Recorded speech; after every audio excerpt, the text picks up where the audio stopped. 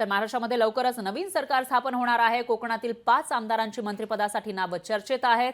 कुणाला कोणतं खातं मिळणार ते बघावं लागणार आहे। तर कोकणातील उदय सामंत, दीपक केसरकर, नितेश राणे, प्रवीण दरेकर, अदिती तटकरे यांची नावं चर्चेत आहेत। उदय सामंतचे आणि दीपक केसरकर हे सुद्धा शिंदे सरकारमध्ये मंत्री राहिलेले आहेत आणि त्यानंतर नितेश राणे यांना मंत्रिपद मिळू शकतं। प्रवीण दरेकर, अदिती तटकरे यांचीही नावं चर्चेत आहे। अदिती तटकरे या शिंदे सरकारमध्ये मंत्री राहिलेल्या आहेत।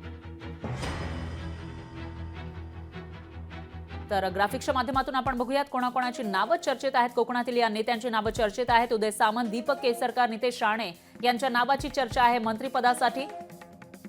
उदय सामंत आणि दीपक केसरकर हे आधीही मंत्री होते। तर प्रवीण दरेकर, अदिती तटकरे यांच्याही नावाची चर्चा आहे। अदिती तटकरे सुद्धा शिंदे फडणवीस पवार सरकारमध्ये मंत्री राहिलेले आहेत, अजित पवार सरकारमध्ये, आणि त्याचबरोबर प्रवीण दरेकर यांच्याही नावाची मंत्रिपदासाठी चर्चा आहे।